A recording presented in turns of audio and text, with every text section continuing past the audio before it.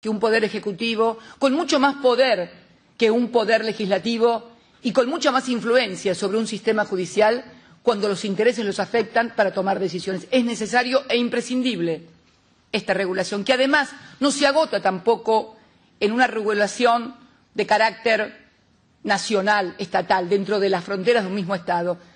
Hay cuestiones que requieren sí o sí una regulación de carácter internacional. Prueba de esto es cuando abordamos el tema de la deuda externa, nosotros, que impulsamos y logramos un tratamiento en principio de una declaración, una resolución de Naciones Unidas, en la cual se establecían 9 principios básicos para regular el tema de la deuda soberana. Hoy numerosos países de esta comunidad europea, Grecia en primer lugar con su 184% del PBI, Portugal, Italia, España, menos aún Francia, pero una parte importante de Europa hoy está sometida a las mismas tensiones que tuvo la Argentina antes de defaultear su deuda soberana en materia de deuda externa.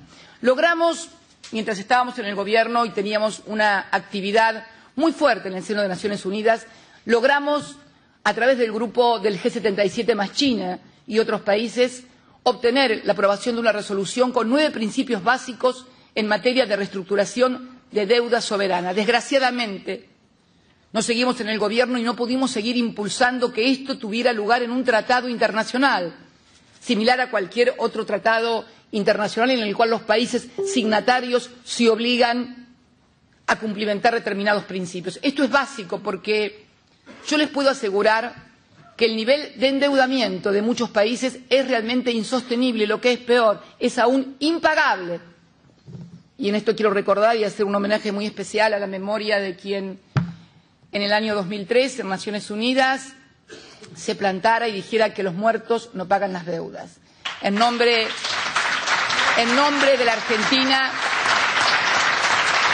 en nombre de trabajo, crecimiento, actividad económica, para poder hacer frente a nuestros compromisos. Y lo que es más importante, no solamente lo pidió, sino que además lo cumplió, porque esto es lo importante de los dirigentes políticos, poder verificar en la práctica concreta que la teoría que desarrollan frente a su sociedad o frente al mundo, en este caso como Naciones Unidas, se pudo cumplir. Y ahí estuvo nuestro gobierno reestructurando su deuda soberana con una adhesión del 93%, y comenzando a pagar sin tener acceso a los mercados, es decir, sin volver a endeudarse, no pagar deuda con deuda, sino con crecimiento de los argentinos de nuestra economía, pagar deuda, inclusive la que estaba negociándose desde 1957 en adelante con la Comunidad Europea bajo el nombre de Club de París.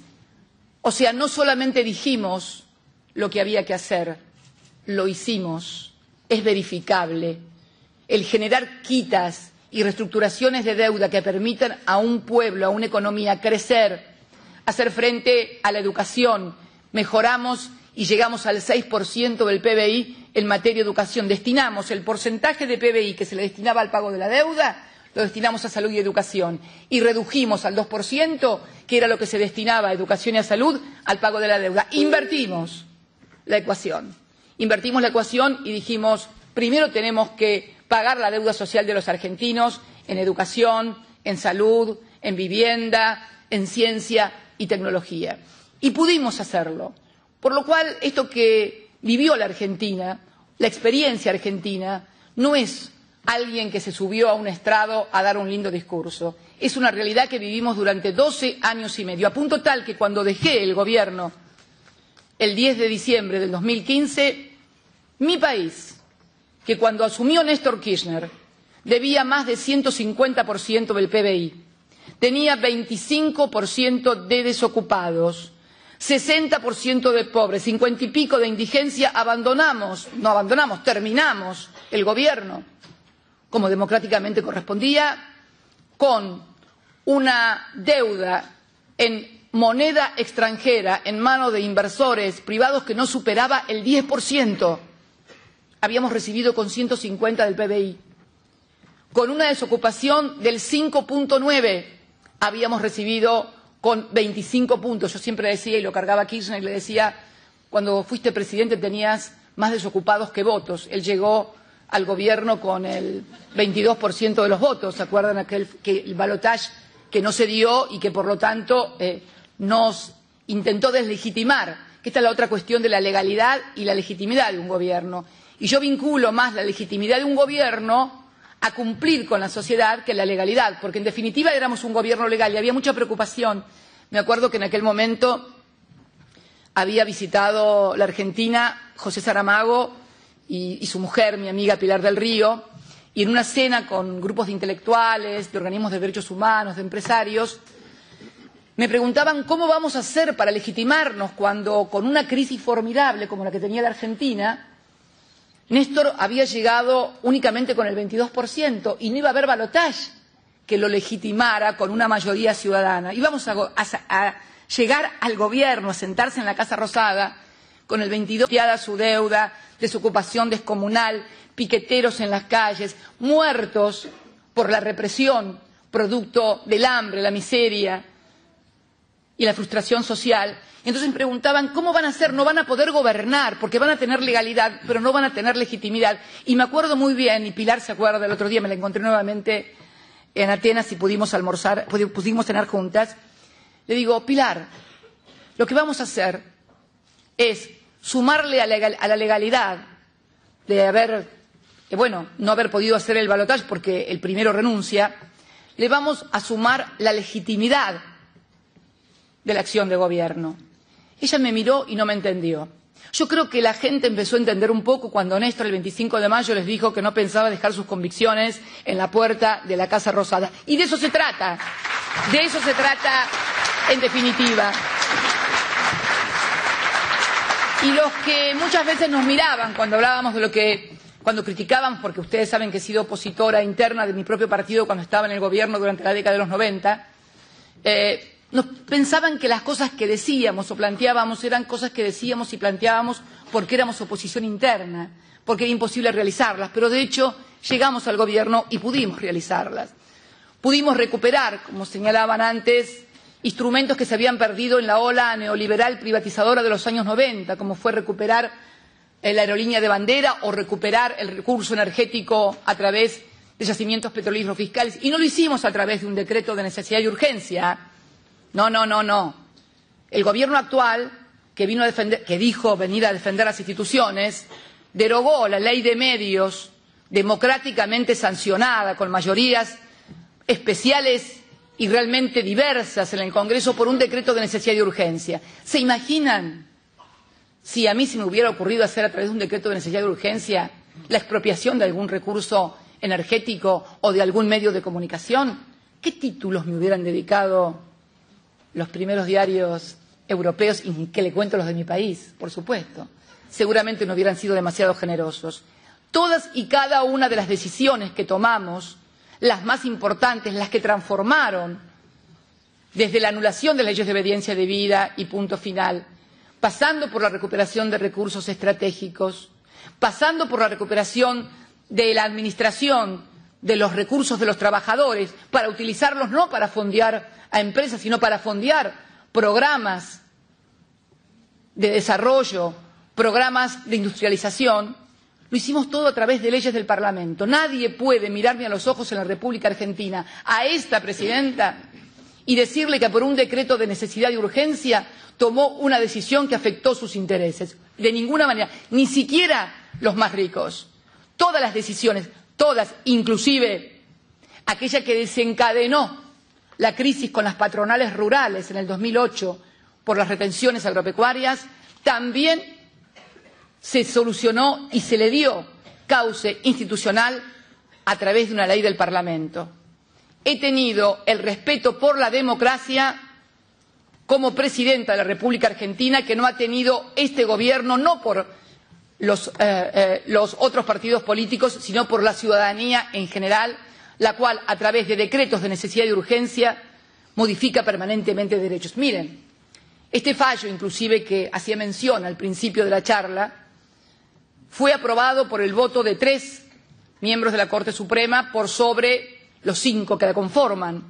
De esos 3 votos, 2 de ellos fueron de los integrantes de la Corte que se quisieron introducir entre gallos y medianoche a través de un decreto de necesidad y de urgencia. Sí, así como se escucha.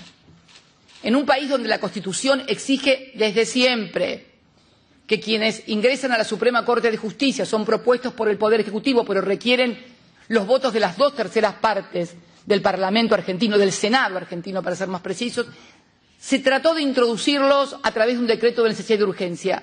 Ante el resultado, que iba a ser negativo porque el Senado no los iba a votar, decidieron enviar los pliegos. Pero solamente por eso. Y lo más grave, los 2 que van a decidir sobre la vida, patrimonio y libertad de los argentinos habían aceptado ser designados de esa manera. Por eso no es nada extraño este fallo que ha sucedido. Y el tercer voto fue el de una integrante de la Corte propuesta por nosotros, pero que debía finalizar su mandato por haber cumplido 75 años, de acuerdo a lo que marca la Constitución Nacional, y con un acuerdo con el Gobierno, ahora es evidente, presentó un recurso judicial.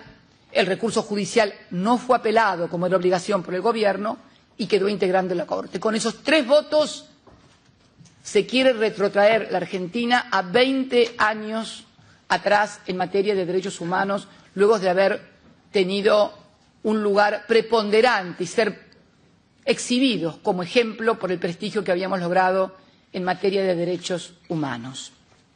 Ni que hablar de la situación social y económica. Si no leen los diarios, seguramente les debe llegar a través de familiares o de gente que vive en la República Argentina. Una devaluación del 60% cuando se habían comprometido públicamente a no devaluar la moneda. 60% se devaluó la moneda. Devaluación que provocó una formidable transferencia de ingresos que todavía no ha podido ser recuperada por las grandes clases populares. Me están marcando la hora. Me están marcando, no ha podido ser recuperada por las grandes clases populares y por las no tan populares tampoco. Tarifazos que han afectado no solamente a las familias, sino a comerciantes, pequeños comerciantes, no tan pequeños, empresas que no pueden hacer frente a aumentos en el agua, la luz y el gas, que han introducido el concepto de pobreza energética en la Argentina. Pobreza energética, término y concepto que se acuñó aquí en Europa, que significa todo aquel que destina un 10% o más de sus ingresos a hacer frente a los gastos de luz, agua o gas. Bueno, este concepto de pobreza energética, a partir del tarifazo provocado, que también fue negado durante la campaña por el Gobierno, es la situación hoy en la Argentina. Dan cuenta de que el 50% de la población está reconociendo que no llega a fin de mes. La desocupación está llegando ya a los 2 dígitos. La noticia de despidos en fábricas es moneda corriente. El cierre de empresas tradicionales. El otro día estaba escuchando la General Motors de Rosario, que ha decidido suspender turnos enteros porque, bueno, la situación económica así lo establece. Me acuerdo que en el año 2008, cuando se produce la crisis global y las casas matrices de las grandes multinacionales comienzan a retirar fondos de sus filiales o a no enviárselos, General Motors de Argentina estuvo a punto de echar a miles de trabajadores y a interrumpir la construcción de un modelo nuevo de auto que estaban presentando. En aquel momento nosotros, el Gobierno, al que denominaban populistas y de izquierdas, salió a darle un crédito a la General Motors. Miren qué de izquierdas y qué populistas. ¿Porque éramos amigos de General Motors? No. Porque necesitábamos que los trabajadores de General Motors no fueran despedidos, no fueran suspendidos y siguieran cobrando sus salarios sin hacer disminución del ingreso. ¿Por qué? Por una razón muy sencilla. No es que hayamos descubierto la pólvora. Nuestro modelo social, económico y político no descubrió la pólvora. Es más, por ahí yo sé que se van a horrorizar algunos, pero tomamos un principio básico del capitalismo, el consumo, y basamos en el consumo, que representa entre el 70 y el 75% de la demanda agregada, que es la que genera la actividad económica, el crecimiento, la reindustrialización, la posibilidad de estudiar, la posibilidad de trabajar. A esta altura ustedes se preguntarán, ¿y por qué entonces hoy hay un gobierno neoliberal en la República Argentina? En principio, por lo que dije cuando comencé, la estafa electoral, con una gran cobertura mediática, porque una estafa electoral de esa magnitud solamente puede producirse con una gran cobertura mediática, porque en cualquier programa periodístico, cuando iba el candidato y decía no vamos a devaluar, no vamos a hacer, o sea, cuando decía que iba a hacer todo lo contrario a lo que había hecho en el gobierno de la ciudad y lo que había hecho en su propia historia, porque convengamos que la empresa del actual presidente fue una de las tantas que estatizó la deuda privada en el año 1982 y que formó parte de la deuda que después defaultió el Estado argentino y que terminamos pagando todos los argentinos. O sea, cuando negaba su historia y negaba todo lo que había hecho, no había ningún periodista de estos de investigación y muy incisivos que le repreguntara, mientras que a nosotros nos demolían prolijamente, como lo hicieron desde el primer día de mi gobierno, el 10 de diciembre del 2007. Una formidable máquina y cobertura mediática que hoy puede observarse inclusive cuando uno prende la televisión. Uno enciende la televisión y parece que nosotros siguiéramos gobernando. Hablan de nosotros nada más. Es notable. Es notable, uno enciende el televisor en la Argentina, enciende la radio, abre el diario y Cristina tal cosa y el kirchnerismo tal otra y la Cámpora no sé qué cosa y el Frente para la Victoria del gobierno, de lo que está pasando, de los despedidos, de la ola de inseguridad formidable con secuestros express a granel, producto de que al haberse agravado la situación social casi mecánica y simétricamente se agrava la situación de seguridad en cualquier sociedad cuando hay gente que pierde el trabajo, que no tiene, bueno, se recrudecen los fenómenos de inseguridad y de violencia. Nadie se pregunta nada. O sea, cualquiera que vaya a la Argentina y no sepa quién está en la Casa Rosada y abra un diario, prenda la radio o encienda el televisor, dice, pero ¿cómo? ¿Cristina no era que había terminado el gobierno? Bueno, sí, porque somos los únicos que aparecemos. Es más, recién con el incidente que quisieron protagonizar dos enviados del gobierno, seguramente, es notable. Fíjense ustedes lo que pasa con el tema corrupción, caballito de batalla del gobierno. Resulta ser que no aparece ninguna cuenta en el exterior de Cristina Fernández de Kirchner ni ningún Kirchner. ¿Saben por qué? Por una razón muy sencilla. No tenemos cuentas en paraísos fiscales. No tenemos cuentas en paraísos fiscales.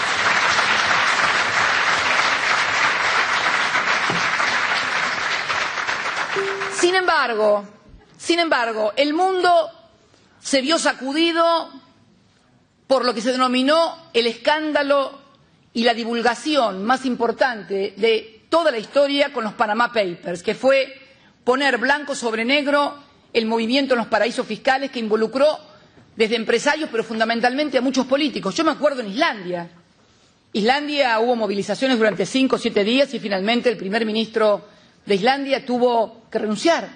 Tuvo que renunciar un ministro de Industrias, a quien conocí cuando recuperamos YPF, el ministro de Industrias Soria, que era el heredero de Aznar, porque apareció también en los Panama Papers. Y así fueron cayendo primeros ministros y ministras y no sé cuántos más, porque aparecían en los Panama Papers. Bueno, quien preside la Argentina y toda la familia, porque no era él, era su papá, él, los hijos, los hermanos y no sé quién más, no sé si los hijos, no recuerdo, pero toda la familia, más funcionarios del gobierno que lo habían acompañado durante 2 gestiones en el Estado municipal de Buenos Aires, actual intendente de Lanús, Grindetti, exfuncionario de sus propias empresas, aparecían todos, pero no con una sociedad, con 10, 20, 30 y una que estaba acá y la otra que estaba allá y todas se conectaban y una aparecía en Suiza. Bueno, en el único lugar del mundo donde no se movió nadie de su lugar fue en la República Argentina. La verdad que además, con este ejemplo que tenemos hoy en la Corte, da cuenta de cómo está funcionando el sistema judicial argentino, no como administrador de justicia, sino como un instrumento de persecución política a todo el que sea opositor en la República Argentina. ¿Y cómo? Muy simple, amenazando a los que no nos pueden callar porque no me van a hacer callar, así me armen 80 causas.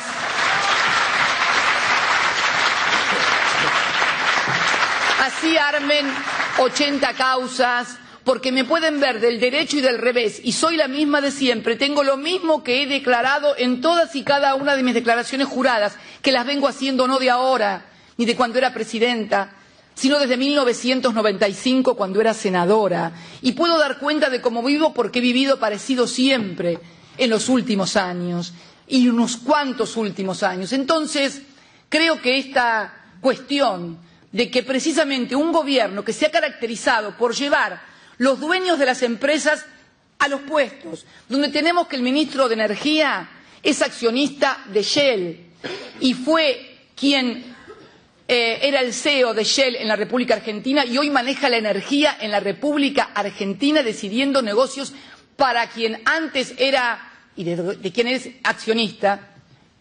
¿Saben cómo lo llaman ellos a eso? Conflicto de intereses, le dicen. ¿Cómo que es conflicto de intereses? Ser accionista de una empresa, haber sido CEO de una empresa, ser accionista de la empresa y decidir darle a esa empresa, comprarle, por ejemplo.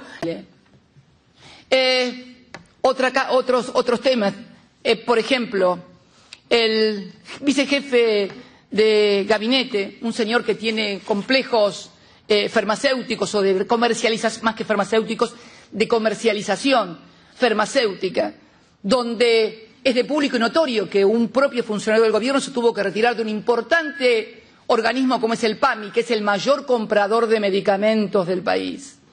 Conflicto de intereses lo llaman. O lo que pasó con Avianca, la línea que ahora apareció a competir con la línea de bandera de Aerolíneas Argentinas y que tiene más que evidente vinculaciones con el actual presidente, lo mismo que su antigua empresa de construcciones. Todo es así. Es paradójico que esta gente pueda señalar o intente señalar con el dedo a alguien, cuando en realidad la propia historia, pero no de ahora, de toda la vida, ha sido la de vinculación con negocios poco claros del Estado, y les vuelvo a repetir, la estatización de la deuda que tuvo lugar en el año 82. Podría seguir con este tema, pero quería decirlo porque era necesario aclarar y, sobre todo, situar cómo están las cosas en la República Argentina y cómo están funcionando los poderes en la República Argentina. Brevemente, porque seguramente va a ser motivo de las preguntas después, y me faltan, ¿cuántos minutos? 5. Acá me parece el referee, me saca la tarjeta amarilla. Esta es amarilla, es 5, ya no estábamos en roja, estamos con 5 todavía. Y digo, el tema de capitalismo, que ahí me quedé porque no sé con qué me engancho con una cosa, me pongo. El tema de capitalismo del consumo. Ustedes vieron que yo puse capitalismo y neoliberalismo, la crisis democrática y la experiencia de Sudamérica. ¿Qué quiero decir con esto? Y no se enoje nadie con ese tema del capitalismo, que lo estuvimos charlando con los compañeros y las compañeras hoy durante el almuerzo. Yo creo que el neoliberalismo, sinceramente, es una nueva construcción política, no económica, política, que tiene su partida de nacimiento con la caída del muro de Berlín. El estado de bienestar, que fue una expresión muy europea, una construcción muy europea, y que tiene lugar inmediatamente después de la posguerra, del 45, su nacimiento, hasta el 89, que es la caída del muro de Berlín. Yo creo que allí el modelo era la socialdemocracia a través del estado de bienestar. ¿Por qué? Porque era necesario parar el peligro del comunismo ruso. Era necesario desterrar al oso comunista que podía venir. Y entonces era necesario que la gente advirtiera que era mucho mejor ser capitalista que comunista. Y si no, miren Goodbye Lenin, esa fantástica película donde en realidad está claro que debían consumir de una manera que la gente no quería. Bueno, resultado, mi percepción es que el muro de Berlín no se cae porque tenían más armas, los occidentales, más poderío, más ciencia, más tecnología. No. El muro se cae porque los del otro lado querían consumir y querían vivir con las mismas cosas que vivían y consumían los de este lado, y con una mayor libertad también en cuanto a su vida. La vida de los otros también es un magnífico ejemplo de lo que fue la distorsión del control del Estado total sobre la vida de los ciudadanos y las ciudadanas. Entonces, creo que a partir de que cae el muro de Berlín, se comienza a generar en las usinas de pensamiento, en los think tanks, ¿qué hacer ahora? Porque claro, ahora que todos somos capitalistas, todos van a querer consumir. Entonces, ¿qué hay que generar? Así como se le generó la idea a los del otro lado, que era bueno ser capitalista porque, mira, te podías comprar lo que querías, los zapatos, tenías un auto, tenías una casa, podías viajar a donde querías, el Estado no te controlaba. ¿Qué va a pasar ahora cuando todos estos le empiezan a demandar al Estado las cosas que nosotros como Estado cumplíamos como Estado de bienestar con toda la sociedad? Bueno, ahora hay que generar un nuevo pensamiento. ¿Cuál es? Romper los lazos de solidaridad de la sociedad. Que la meritocracia, el que si tenés trabajo es porque te lo ganaste y si no tenés es porque no sos capaz para tenerlo. O sea, la persona responsable de su propio destino y nada más que él. No tiene nada que ver el Estado, no tiene nada que ver sus políticas, no tiene nada que ver las posibilidades, no tiene nada que ver el haber nacido en Nairobi, en una villa miseria, que haber nacido en el 5º piso de la 5ª Avenida de Nueva York. No, eso no tiene nada que ver. Eso son meros circunstancias fácticas. Eso es el esfuerzo, la meritocracia que cada uno puede hacer y lograr para obtener el trabajo, el estudio, el viaje, la profesión, etcétera. Ahí nace el pensamiento y el desarrollo neoliberal. Es estrictamente político. Y entonces, después, hay que convencer que ya, claro, cuando todos quieren consumir, resulta como decía un amigo mío, pero ¿por qué? Si ahora yo quiero ser capitalista no me dejan consumir. Resulta que me convencieron, yo que era comunista, me hice capitalista para consumir y ahora que soy capitalista me dicen que no me toca nada de la torta, que la torta es toda para otros. Acá viene el tema. El tema está, pero esto no es para reírse, porque uno le causa risa, pero te dan ganas de llorar. Porque cuando ves cómo todo esto está además acompañado por un formidable marco mediático de construcción de sentido común, donde la gente termina pensando que la culpa de que no tiene trabajo la tiene el vecino pakistaní que es inmigrante, o el senegalés que vino en una balsa cruzando para España, o los iraquíes que huyeron y que están en el centro de refugiados en Atenas, como me tocó visitar el otro día, termina pensando el pobre que su adversario, el que le quita el trabajo o el mejor salario, no es el que ha concentrado la riqueza y que hoy le sale por todos lados, sino precisamente el inmigrante que viene. Mire de qué convencieron a los trabajadores ingleses. Un país que supo ser el origen de la revolución industrial, un país donde la máquina, el hombre, el obrero industrial, donde Charles Chaplin imaginó su película, hoy es un país donde el 35% de su PBI son servicios financieros o de securitización. Entonces el dinero, a partir de otra transformación importante que hubo, tal vez inadvertida en los años 90 durante el pleno consenso de Washington y que fue transformar a los bancos que eran comerciales y que por lo tanto solamente hacían circular el dinero para la producción de bienes y servicios, al crear los bancos de inversión, el dinero de los bancos que toda la vida se había colocado en préstamos a los ciudadanos o en préstamos a los empresarios que producían o en préstamos a los comerciantes, ya no. Ya generan derivados financieros que dan dinero sobre el dinero mismo. O sea, el dinero no se reproduce a partir de su intermediación en la producción de servicios y en la producción de bienes, sino que se reproduce a sí mismo, generando ganancias multimillonarias, mucho más que las que puede obtener alguien construyendo autos o alguien construyendo cualquier otra cosa, salvo en aquellos sectores de gran innovación tecnológica, como los medios informáticos, salvo un Steve Jobs, donde allí sí la oferta es la demanda es la que genera esa oferta y viceversa, se retroalimentan, pero es más importante la oferta ahí, porque él genera demanda. O sea, quien crea algo tecnológico, una innovación tecnológica, genera demanda que antes no existía. Pero son casos muy aislados hoy en el mundo capitalista. Entonces creo que este neoliberalismo tiene la misión de venir a formatear la cabeza de los ciudadanos globales. Y no le va nada mal, desgraciadamente, lamentablemente.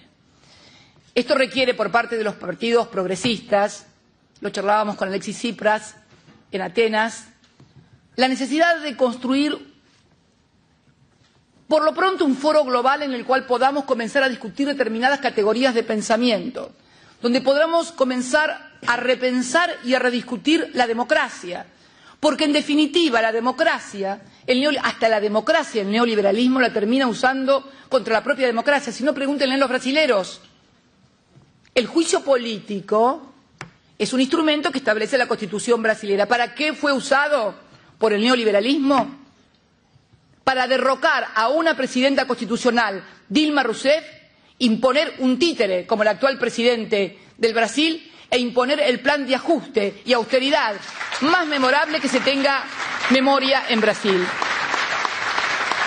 Pero entonces, amigos y amigas, es necesario repensar, y quienes tienen la obligación de repensar nuevas categorías de accionar, nuevas estrategias, son precisamente los que queremos que las cosas cambien, que haya más equidad social. No nos tenemos que enojar con los conservadores, con los más enojados que tenemos que estar es con nosotros mismos. ¿Cómo hacemos para repensar esta nueva realidad?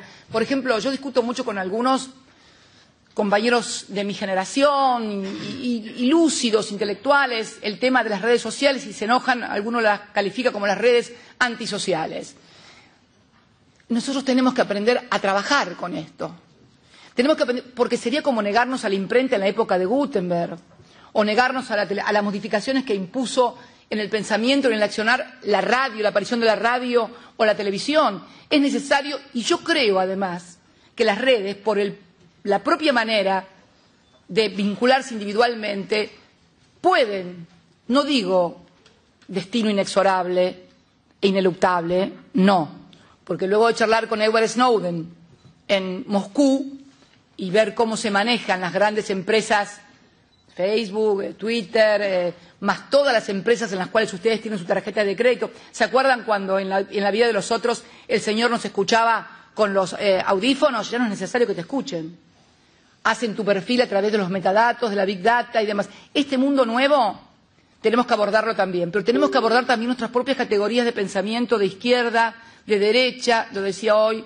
Tenemos que acostumbrarnos que vamos a tener que sentarnos un comunista, ateo y redento, con una señora que le reza 4 rosarios por día a la Virgen María y otros 4 rosarios a Jesucristo, porque los dos tienen que pagar la factura de luz y los dos necesitan trabajo. Tenemos que encontrar vasos comunicantes y asociaciones en los ciudadanos que despierten esto, porque debemos tener en cuenta algo. La gente no está informada. Paradójicamente, en una etapa donde la información parece dominar el mundo, la gente no está informada, porque está informada de lo que quieren que esté informada, nada más. De lo que quieren que esté informada, nada más. ¿Y qué les digo de formación? Yo comentaba con mis compañeros de almuerzo hoy, que eran todos mucho más jóvenes que yo. Sí, yo era decididamente la más grande. Soy moderna, ellos ya son, todos ustedes son todos posmodernos. Yo soy moderna todavía. Yo siempre le decía a Fidel Castro, cuando lo veía, le digo, Fidel, vos sos el único posmoderno después de Mandela que queda, porque se había muerto Mandela, se había muerto Fidel, se había muerto Yasser Arafat, el único dirigente global que quedaba moderno, puramente moderno, era Fidel Castro, no había otro. Y bueno, eso no fue el último moderno, además, ahora.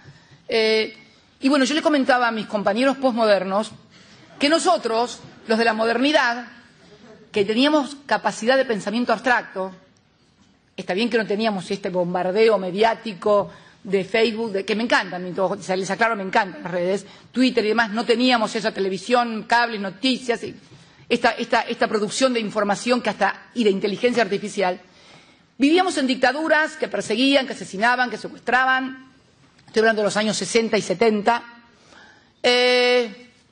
y teníamos diarios, televisiones, no salía nada en la televisión, no salía nada en las radios, no salía nada en los diarios, sin embargo no le creíamos nada a nadie de las cosas que nos decían. Teníamos una actitud crítica frente a la realidad, porque la realidad era crítica y no nos gustaba, de no creer lo que nos decían. Esto nos ayudó mucho a ver lo que pasaba también, bueno, serán discusiones de otro momento. Pero me refiero que estamos frente a una sociedad que no está capacitada para leer. Cuando hablo de leer, hablo de poder mirar lo que pasa atrás de las noticias, atrás de lo que le cuentan, atrás de lo que lo dicen. A nosotros nos decían algo y leíamos entre líneas y sabíamos distinguir que era totalmente al revés de lo que nos estaban diciendo, lo que estaba pasando. Pero para esto teníamos una formación intelectual, de lectura, de experiencia, fundamentalmente de vida de toda una generación, que fue la que marcó no solamente acá, en mi país, acá digo en mi país.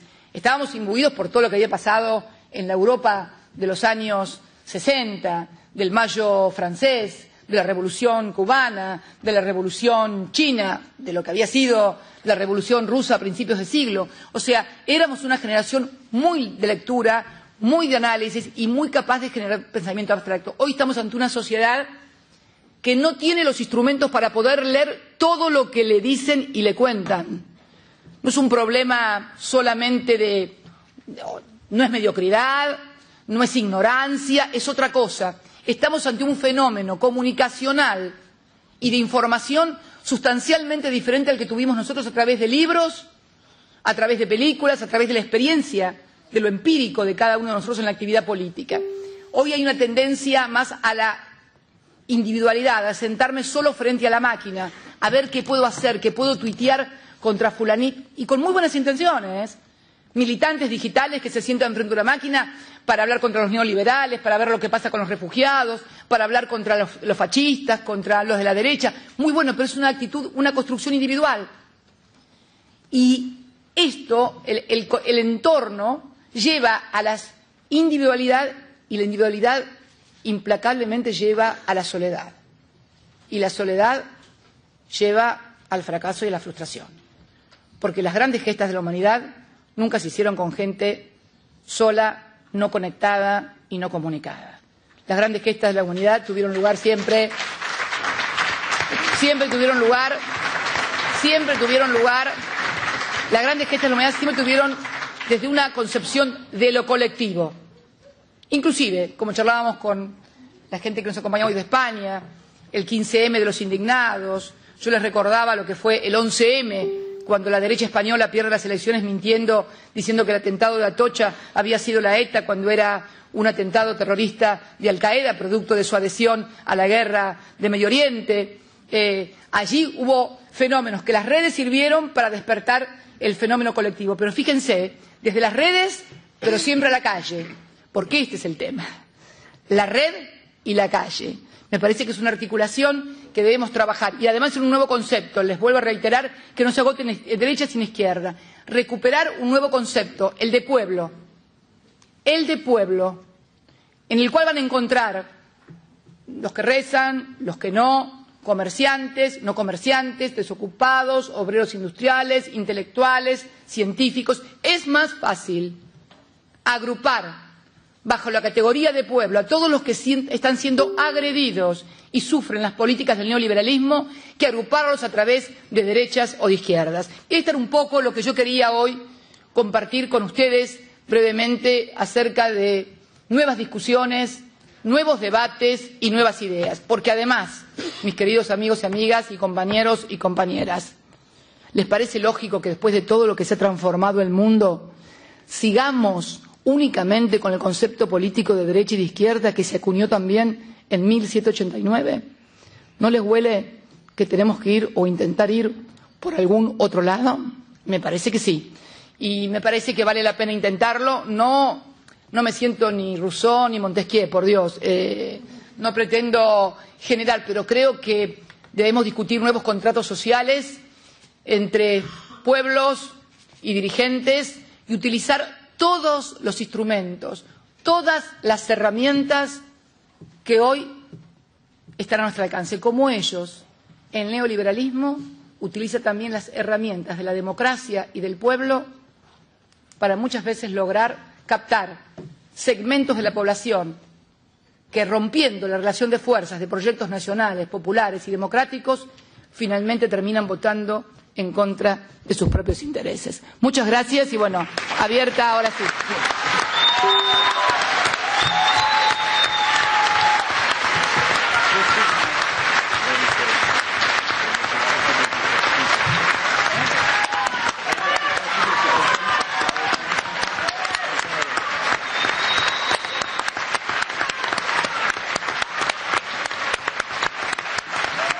Gracias.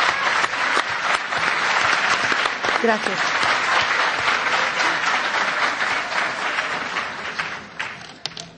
Muchas gracias, presidenta Cristina. Voy a pasar la palabra ahora a los diputados que me acompañan en esta mesa. En primer lugar, al diputado Igor Šoltes. Él es eurodiputado esloveno del Grupo de los Verdes y Alianza Europea Libre. Él fue durante casi 10 años, por lo que tengo entendido, presidente del Tribunal de Cuentas en Eslovenia y es además miembro de la Comisión de IMCO y de Asuntos Exteriores. Speech after so short speech of Madam President. I like this temperamento Argentinas because it's really like on the Mundial. It's very, very loud and very, very specific because this is not the case every day in European Parliament.